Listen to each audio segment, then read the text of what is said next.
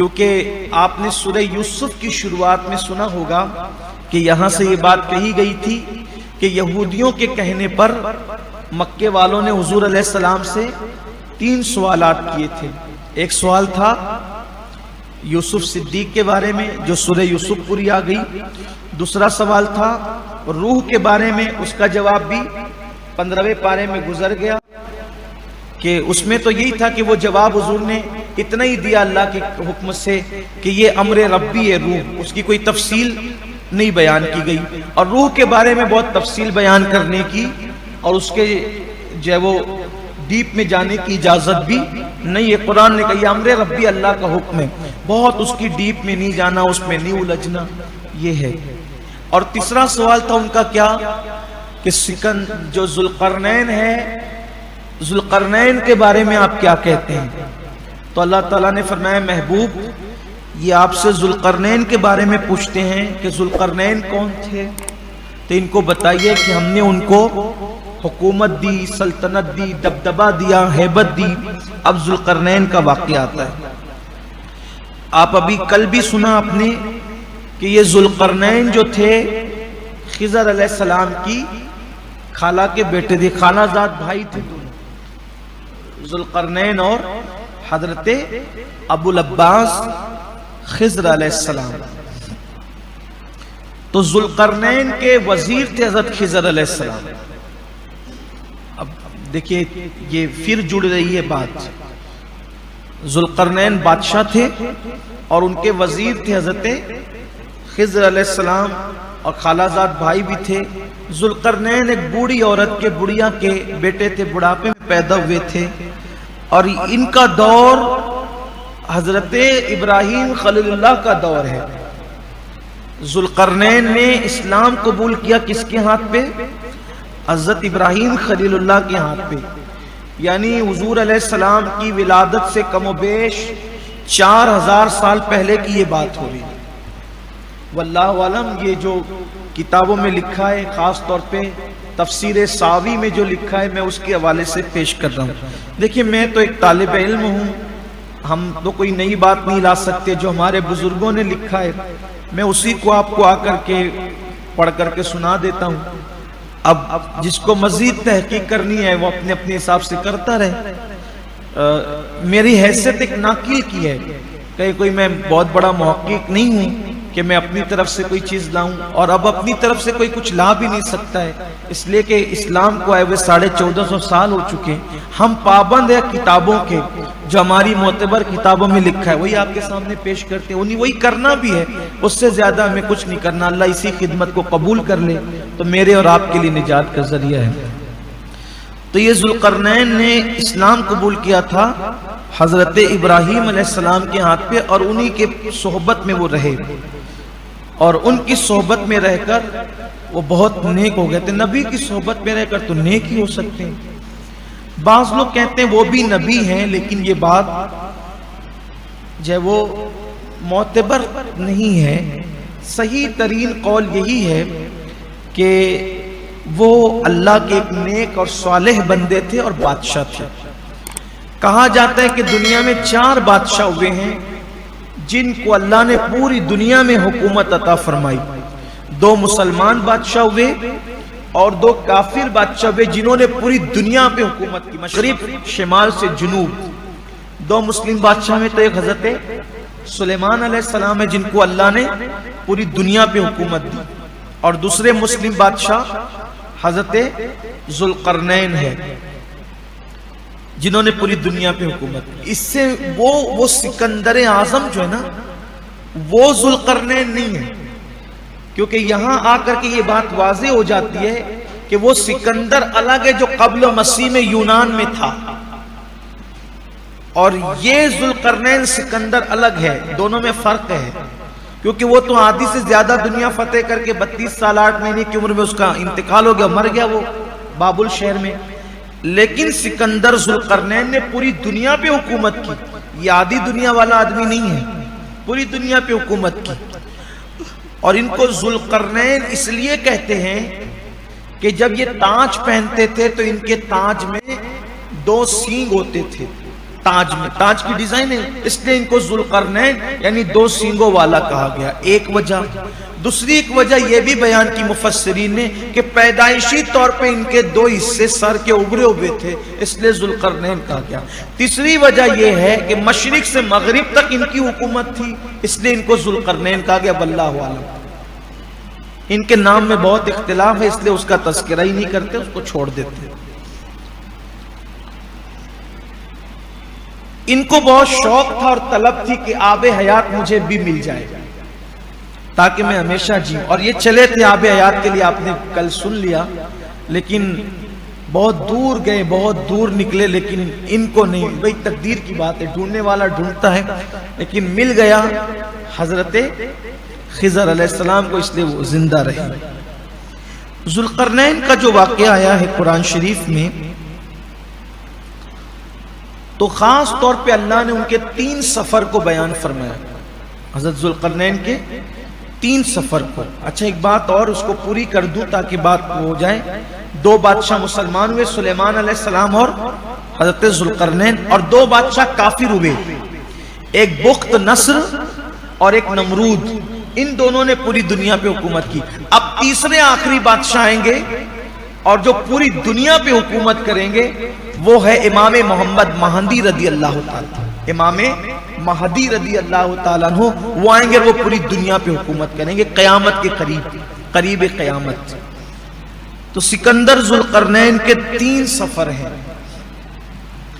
اللہ تعالیٰ نے قرآن میں فرمایا ایک سفر ان کا ہے جو مغرب کی طرف ہے، پہلا سفر، یہ پہلا سفر مغرب کی طرف انہوں نے کیا، تو وہ جو سفر تھا وہ ان کا آب حیات کی تلاش میں تھا۔ وہ تلاش کرتے کرتے اصل میں انہوں نے سام بن نوح، پرانی کتابوں میں ان کو کوئی کتاب نظروں سے گزری ہوگی کہ سام بن نوح کی اولاد میں کوئی صاحب ہوں گے جن کو آب حیات ملے گا، وہ آب حیات پئیں گے اور قیامت تک رہیں گے۔ تو انہوں نے سوچا کہ میں بھی تو سام بن نوح کی اولاد میں سے ہوں، تو اس لیے ہو سکتا ہے مجھے کو مل جائے، لیکن ان کو خبر نہیں تھی کہ خالہ زاد بھائی کو ملنے والے۔ تو اس کی تلاش میں وہ نکلے دور اتنی دور گئے کہ پھر وہاں جانے کے بعد زمین ختم ہو گئی، زمین کے کنارے پہ وہ پہنچ گئے۔ اس کے بعد انہوں نے دیکھا کہ وہاں پھر پانی پانی پانی پانی پانی ہی پانی، آگے اب زمین نہیں تھی، زمین ختم ہو گئی۔ تو اللہ فرماتا ہے کہ انہوں نے وہاں سورج کو دیکھا کہ سورج ڈوب رہا تھا، تو ایسا لگ رہا تھا کہ جیسے سورج کیچڑ میں ڈوب رہا، کہ سورج کیچڑ میں نہیں ڈوبتا، لیکن سمندر کے پاس کھڑے رہو تو ایسا ہی لگتا ہے کہ جیسے سورج سمندر میں غرق ہو رہا ہے، حالانکہ ایسا نہیں ہوتا۔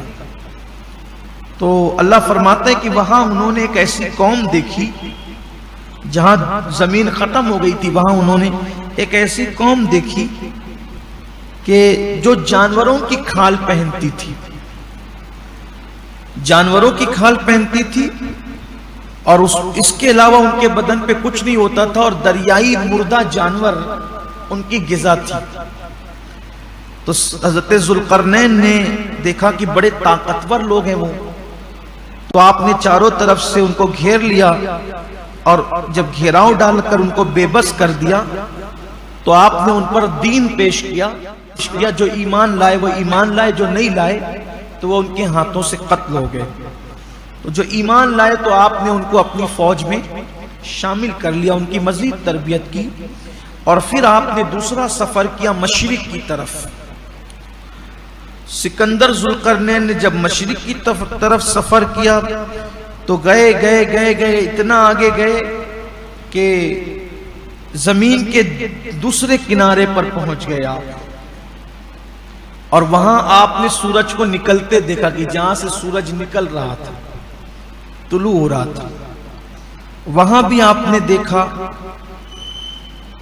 تو ایسی قوم تھی جیسے ادھر دیکھی تھی مغرب میں، تو وہ بھی بڑے مضبوط لوگ تھے، کچھ کفر پر اڑ گئے تو ان کو تہ کر دیا، جو ایمان لے آئے تو ان کو بھی ساتھ میں شامل کیا۔ پھر آپ نے تیسرا سفر کیا شمال کی طرف. یہ سفر بہت اہمیتوں کا حامل ہے. تیسرا سفر، 3 سفر میں یہ تیسرا بیان کیا گیا. 2 سفر آپ نے سن لیا، تیسرا سفر بڑا اہمیت کا حامل ہے. تیسرا سفر جو انہوں نے کیا شمال کی طرف، تو آپ وہاں پہنچے جہاں پر ایک ایسی قوم رہتی تھی کہ ان کو یہ بھی شعور نہیں تھا کہ کپڑے بھی پہنے جاتے ہیں، اور ان کی زبان ایسی تھی کہ وہ حضرت سکندر ذوالقرنین کو سمجھ نہیں آتی تھی، اور ان کی زبان ان کو سمجھ نہیں آتی تھی. لیکن انہوں نے اشارے سے یا کسی ترجمان سے جس ذریعے سے بھی ذوالقرنین کے پاس انہوں نے ایک بات رکھی بمشکل تمام کہ ہم لوگ آپ کی مدد چاہتے ہیں، ہمیں آپ کی امداد چاہیے، کیونکہ یہاں ایک ایسی قوم ہے جس کو یاجوج ماجوج کہتے ہیں. یہ یاجوج ماجوج جو قوم ہے یہ آتی ہے اور آنے کے بعد ہماری ساری فصلیں اجاڑ دیتی ہے. انسان بھی کھا جاتے ہیں، جانور بھی کھا جاتے ہیں، پرندے چرندے جو ہاتھ آتا ہے سب کھا جاتے ہیں. بہت پریشان کر رکھا ہے انہوں نے. آپ ہماری مدد فرمائیں، مدد کریں آپ ہماری. وہ بہت جنگجو لوگ ہیں، کوئی ان کا مقابلہ نہیں کر سکتا. حضرت ذوالقرنین کو انہوں نے کہا اگر آپ کہیں تو ہم کچھ چندہ اکٹھا کر کے آپ کو دے دیں، کچھ پیسے آپ کو دے دیں، آپ ہماری کچھ مدد کریں. آپ نے فرمایا کہ مجھے اس کی کوئی ضرورت نہیں، اللہ نے مجھے بہت دیا ہے، تم نے مجھے مدد کے لیے کہا، میں تمہاری مدد کروں گا. تو آپ نے فرمایا لیکن ذرا میں اس قوم کو دیکھوں، یاجوج ماجوج کو میں دیکھنا چاہ رہا ہوں. انہوں نے منع کیا آپ نہ جائیں، وہ بڑے خونخوار لوگ ہیں، انسان بھی کھا جاتے ہیں. یہ بھی حضرت آدم علیہ السلام کی اولاد ہی میں سے ہے. یاجوج ماجوج ایک قوم ہے، اللہ کی شان. یہ یافس بن نوح کی اولاد میں سے، اور نوح علیہ السلام حضرت آدم علیہ السلام کی اولاد میں سے. حضرت نوح علیہ السلام کے 3 بیٹوں سے نسل چلی ہے نا، سام بن نوح، حام بن نوح اور یافس بن نوح. تو یہ جو یاجوج ماجوج ہے یہ یافس بن نوح کی اولاد میں سے. اور پوری دنیا کے اندر عرب میں، عجم میں، یہ گویا کہ ایشیا وغیرہ میں جو اولاد ہے یہ سب سام بن نوح کی اولاد ہے. یعنی ہم لوگ بھی سب چونکہ عجم میں رہتے ہیں تو مفسرین کے قول کے مطابق سام بن نوح کی اولاد میں سے.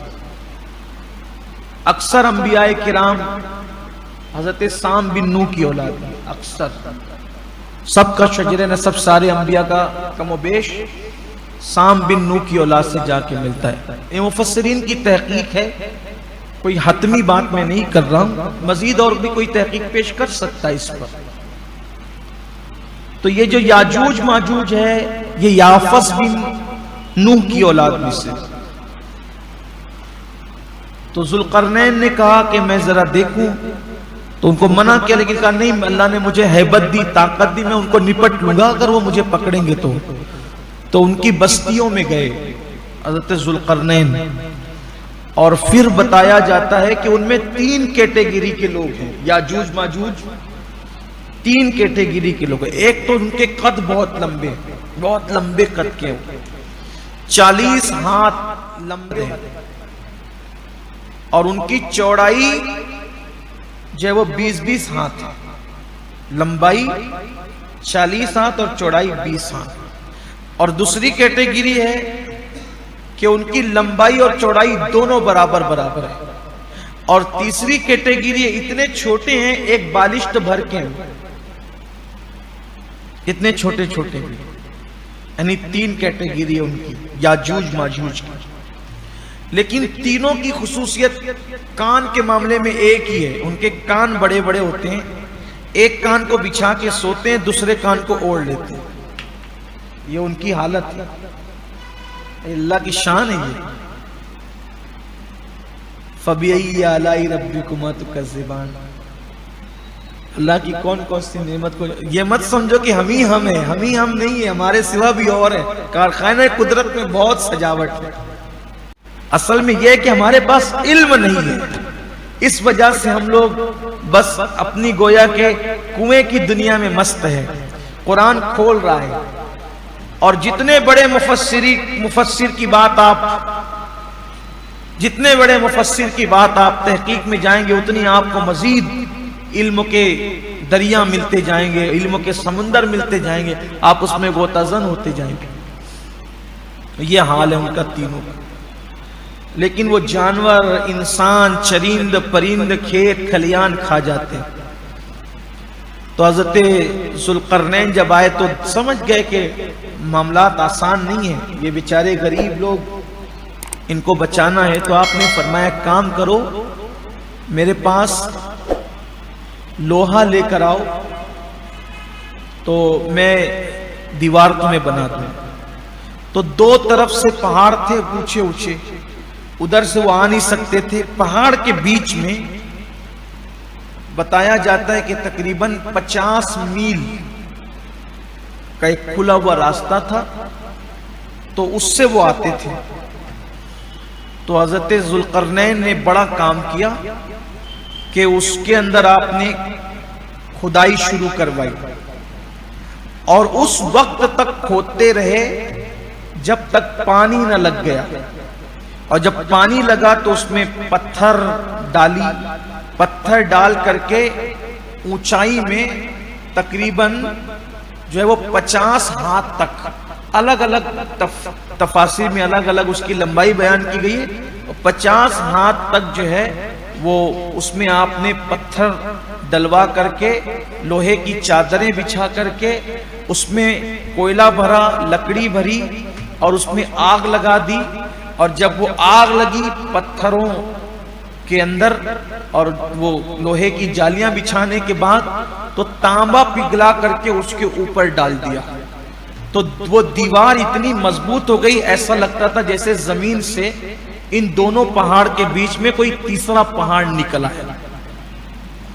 یہ ذوالقرنین کا کارنامہ ہے، جسے قرآن نے یہودیوں کے پوچھنے پر، مکے والوں کے ذریعے سے یہودیوں نے پوچھا تھا، جس کو قرآن نے بیان کیا۔ اب جب اتنی مضبوط دیوار دیکھی تو وہ وہاں جو قوم رہتی تھی، جو یاجوج ماجوج سے پریشان تھی، وہ خوش ہو کر کے کہا کہ تم نے تو بڑا کام کیا۔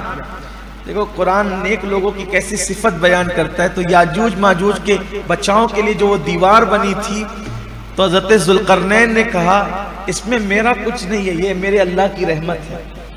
یعنی کتنا بھی بڑا کام کر لو تو اپنے آپ کو بڑا مت سمجھو، اس کا کریڈٹ میں نے کیا کرنا نہیں، اللہ نے لے لیا، کہا یہ اللہ کی رحمت ہے۔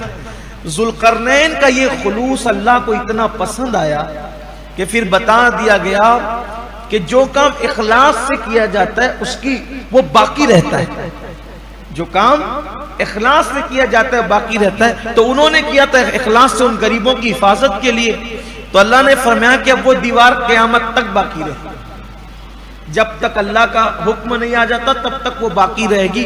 روزانہ یاجوج ماجوج، اب آپ سن چکے کتنے طاقتور ہوں گے وہ، بھائی جو 40 ہاتھ لمبے ہوں، 20 ہاتھ چوڑے ہوں، 40 ہاتھ چوڑے، 40 ہاتھ لمبے، اور پھر ان میں چھوٹے چھوٹے، تو وہ کیا نہیں کر سکتے، وہ روز آتے ہیں، ابھی بھی آتے ہیں۔ حدیث پاک میں آیا ہے، وہ حدیث بھی پیش کر دیتا ہوں آپ کے سامنے۔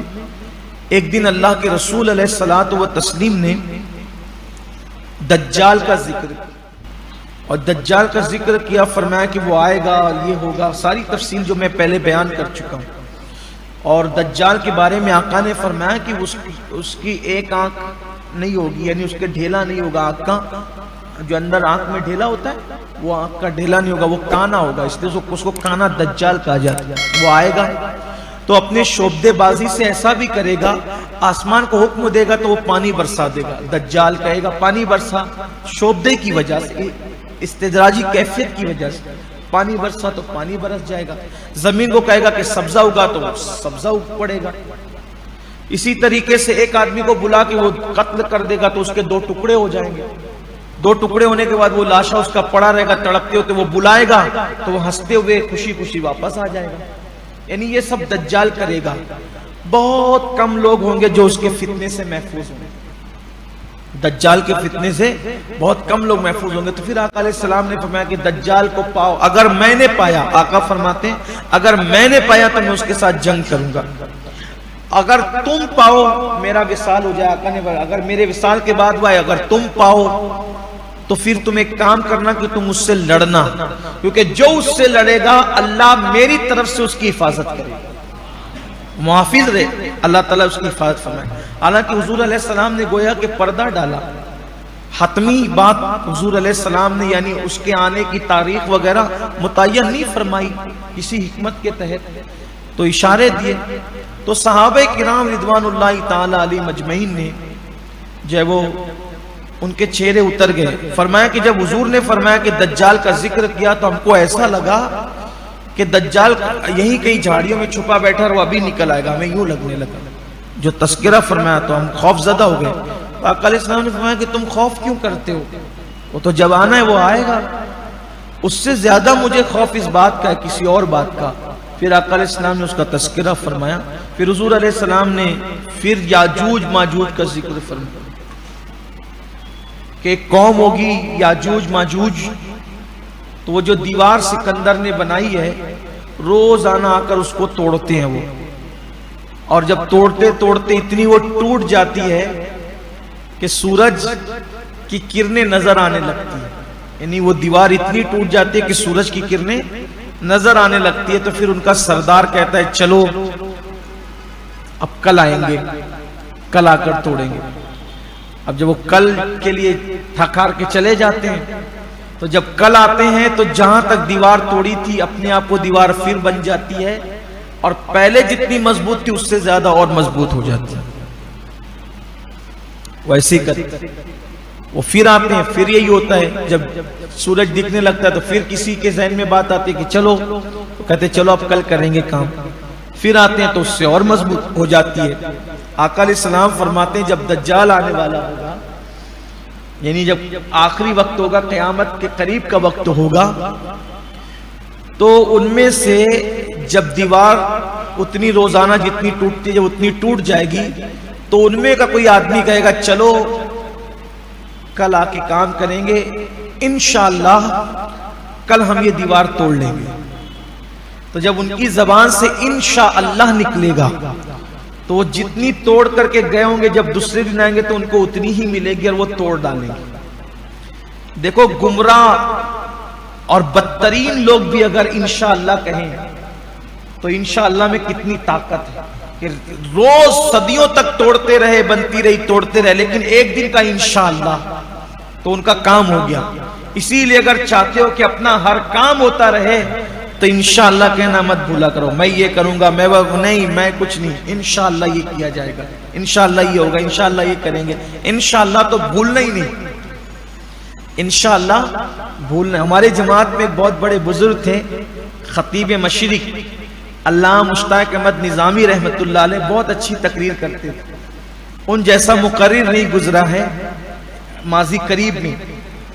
تو وہ جب تقریر کرتے تھے تو 3-3 گھنٹہ تقریر کرتے تھے علامہ نظامی علیہ رحمۃ. تو ان کی تقریر میں ایک بات آئی, وہ بیان کرتے تھے اکثر انشاءاللہ پر, کہ ایک شخص تھا جس کو خیال آیا کہ میں گھوڑا خریدوں, اس کو خیال آیا کہ میں گھوڑا خریدوں.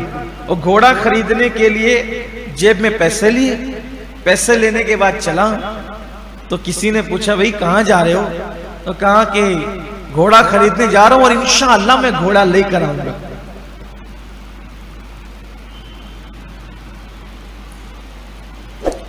یا پھر ایسا ہوا کہ کسی نے پوچھا, معاف کیجئے, کسی نے پوچھا کہاں جا رہے ہو, تو کہا میں گھوڑا خریدنے جا رہا ہوں, گھوڑا لے کر آؤں گا, گھوڑا خریدنے جا رہا ہوں, گھوڑا لے کر آؤں گا. تو کسی نے کہا بھائی انشاءاللہ بول.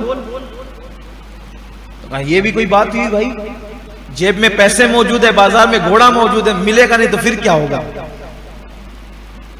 کوئی دیندار رہا ہوگا, اس نے کہا ہوگا کہ انشاءاللہ بولے, اس سے بغیر انشاءاللہ کی بات نہیں کرتے. تو کہا کہ میری جیب میں پیسے ہیں, میں بازار میں جانے کے لیے نکلا ہوں, بازار میں گھوڑا ہے, پیسہ بھی ہے, گھوڑا بھی موجود ہے, جانا اور لانا, اس میں انشاءاللہ کا کیا معاملہ ہے. اس نے کہا ٹھیک کوئی بات نہیں. آگے چلا, کسی نے جیب کاٹ لی, کسی نے جیب کاٹ لی، جیب کٹ گئی تو واپس آئے، کیا ہوا گھوڑا نہیں لائے؟ تو کہنا انشاءاللہ اب گھر جائیں گے، پھر انشاءاللہ پیسے جمع کریں گے، پھر انشاءاللہ پھر بازار جائیں گے، پھر انشاءاللہ گھوڑا لائیں گے۔ تو بھئی ایک بار انشاءاللہ کہنے میں آپ کو بخار آ رہا تھا، ابھی اتنا انشاءاللہ کیوں کہہ رہے ہیں؟ تو کہا کہ آج سمجھ میں آ گیا، اپنے اوپر جو بہت زیادہ لوگ بھروسہ کرتے تھے، سمجھ میں آ گیا کہ پیسے بھی تھے، گھوڑا بھی تھا، لیکن اللہ نے نہیں چاہا، اس لیے کام نہیں ہوا۔ جو کام اللہ چاہتا ہے وہی ہوتا ہے۔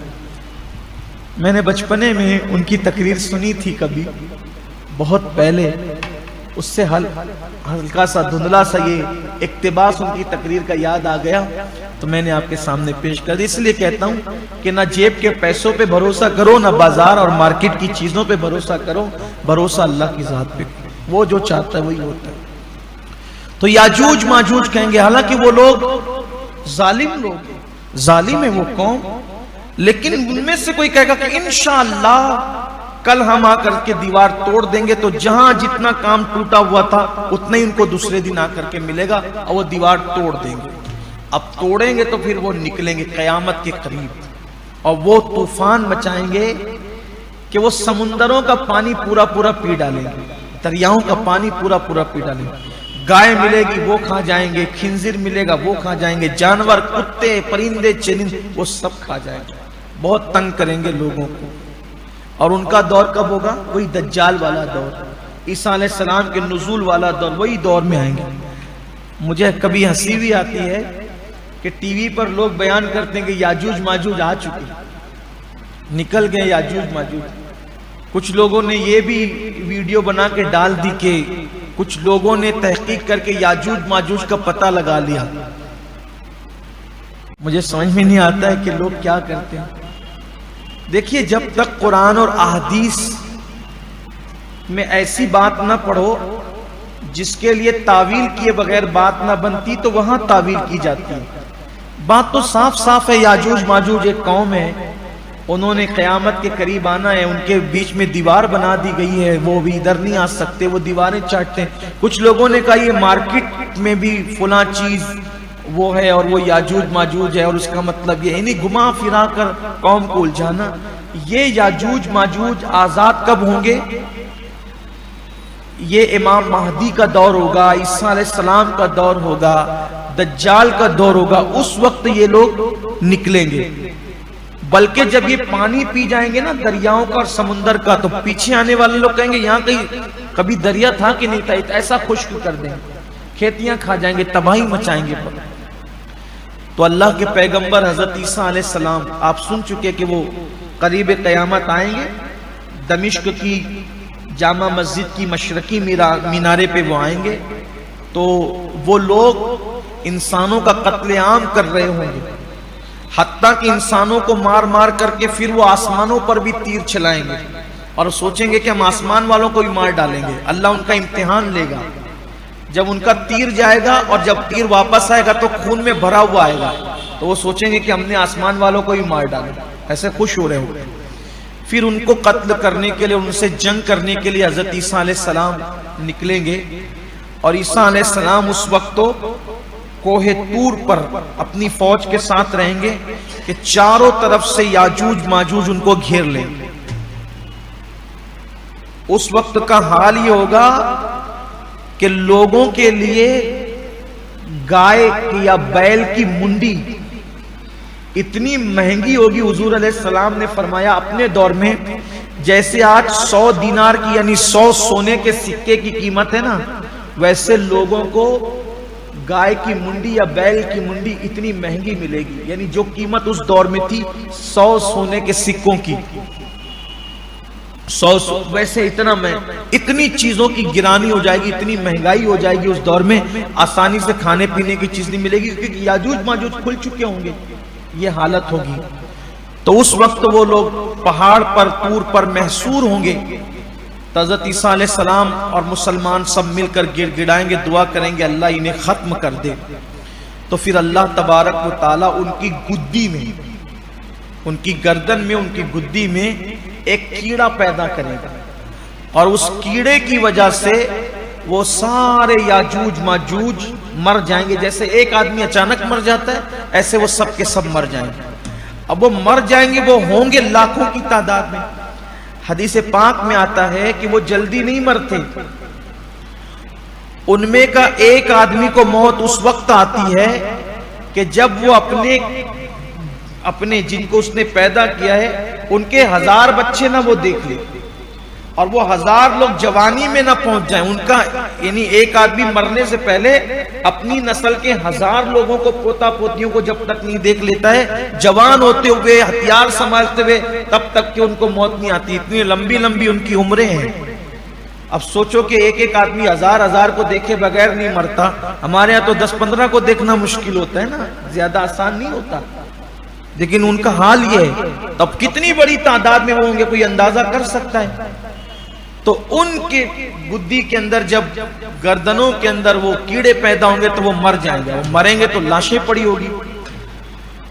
آقا کریم صلی اللہ علیہ وآلہ وسلم کے فرمان کا مفہوم ہے، زمین پہ کوئی چپا ایسا نہیں ہوگا جہاں بدبو نہ ان کی لاشوں کی۔ پریشان ہو جائیں گے لوگ۔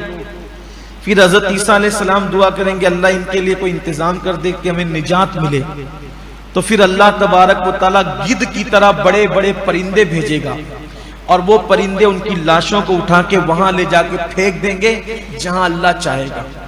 تو جو ان کی تلواریں، جو ان کے تیر اور جو ان کے ہتھیار جو اب بچ گئے ہوں گے، تو مسلمان جب ان کو جلانے جائیں گے تو 7 سال تک کے وہ جلتے رہیں گے۔ ان کے تیر تلواریں اتنی زیادہ ہوگی، ان کے ہتھیار جو بھی ہوں گے 7 سال تک کے وہ جلتے رہیں گے۔ پھر اس کے بعد وہ جلنے سے زمین پھر گندی ہو جائے گی، سب ہوگا۔ تو حضرت عیسیٰ علیہ السلام اور مسلمان سب مل کے دعا کریں گے اللہ اس سے نجات دے، تو پھر ایک خوشگوار بارش ہوگی اور پوری زمین دھل دی جائے گی، صاف ہو جائے گی پوری زمین، اور پھر زمین سے کھیتی پیدا ہوگی۔ پھر ایسی برکت کا دور آئے گا کہ پھر آقا فرماتے ہیں کہ ایک اونٹنی کا دودھ پورے قبیلے کے لیے کافی ہو جائے گا، ایک بکری کا دودھ پورے خاندان کے لیے کافی ہو جائے گا، ایک انار کے سائے میں کئی لوگ آرام کریں گے۔ پھر ایسی برکت کا دور ہوگا، اور پوری دنیا کے اندر پھر اسلام ہی اسلام ہوگا، مومن ہی مومن ہوں گے، مسلمان ہی مسلمان ہوں گے، کیونکہ دجال بھی قتل ہو چکا ہوگا، یاجوج ماجوج کا بھی خاتمہ ہو چکا ہوگا، اور پوری دنیا میں اسلامی حکومت ہوگی۔ حضرت عیسیٰ علیہ السلام کا دور ہوگا، آپ شادی فرمائیں گے، مہدی علیہ السلام کا دور ہوگا، آپ حکومت فرمائیں گے، آپ پوری کائنات کے بادشاہ بنیں گے۔ پھر اس کے بعد دھیرے دھیرے دھیرے دھیرے مسلمان سمٹ جائیں گے، اور سمٹتے سمٹتے پھر اتنی قلیل تعداد میں رہ جائیں گے، ایک خوشگوار ٹھنڈی رحمت کی ہوا چلے گی مسلمانوں کے بغل کے نیچے سے، اور سارے مسلمان انتقال کر جائیں گے، اور پھر اس کے بعد دنیا میں کافر کافر کافر ہی رہ جائیں گے، اور پھر اللہ قیامت کافروں پر قائم فرمائے گا جب تک ایک بھی مسلمان زندہ قیامت نہیں آئے گی۔ یہ ہے مختصر سا خلاصہ جو میں نے سورۃ الکہف کے حوالے سے یاجوج ماجوج کے بارے میں پیش کیا۔ جو اس میں اچھی سچی باتیں تھی وہ اللہ رسول کی طرف سے تھی۔ اگر کسی مفسر کا قول پیش کرنے میں مجھ سے کوئی غلطی ہو گئی ہے تو یہ میرے نفس کی خطا ہے، میں اللہ کی بارگاہ میں توبہ کرتا ہوں۔ استغفر اللہ ربی من کل ذنب واتوب الیہ۔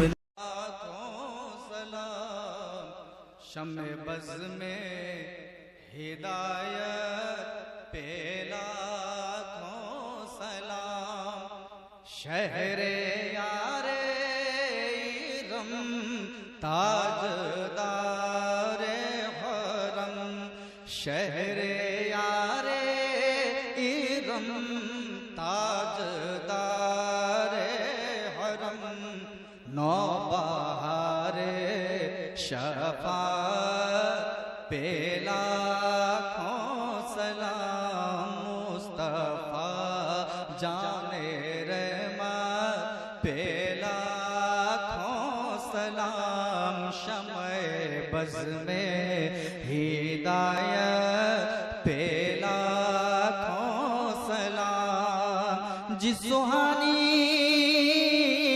گھڑی چمکا طیبہ کا چاند، جس سہانی گھڑی چمکا طیبہ کا چاند، اس دل افروز ساتھ پہ لاکھوں سلام،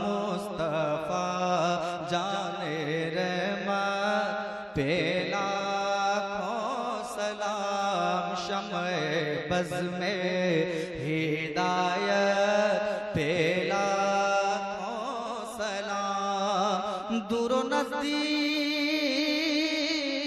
کے سننے والے وہ کان دور و نزدیک کے سننے والے وہ کان کان لالے کرامت پہ لاکھوں سلام مصطفیٰ جان رحمت پہ لاکھوں سلام شمع بز میں ہدایت پہ لاکھوں سلام کاش محشر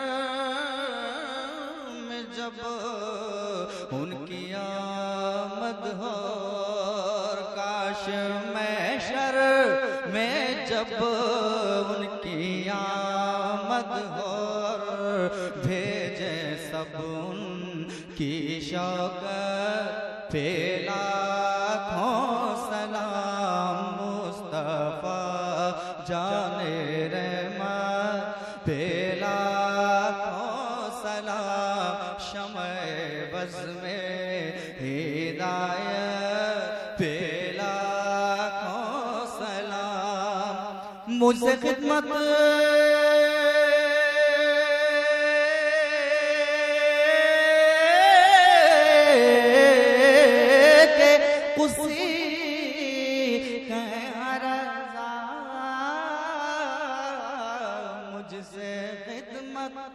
کہ خود سے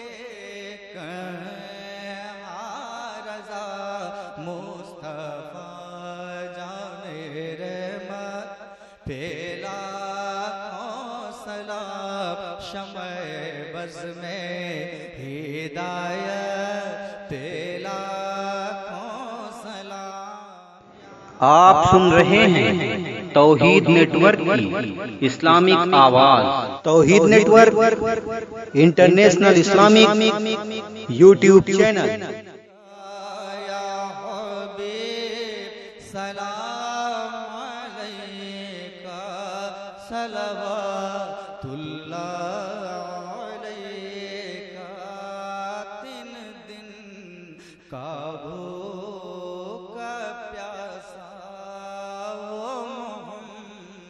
مد کا نواسا کربلا میں دن گزارا رائے حق میں سر کٹایا یا نبی سلام علیکہ یا رسول سلام علیکہ سلام علیکہ صلوات اللہ علیکہ الصلاۃ والسلام علیکہ یا رسول اللہ الصلاۃ والسلام علیکہ یا حبیب اللہ الصلاۃ والسلام علیکہ یا نورا من نور اللہ وعلی آلہ وصحبہ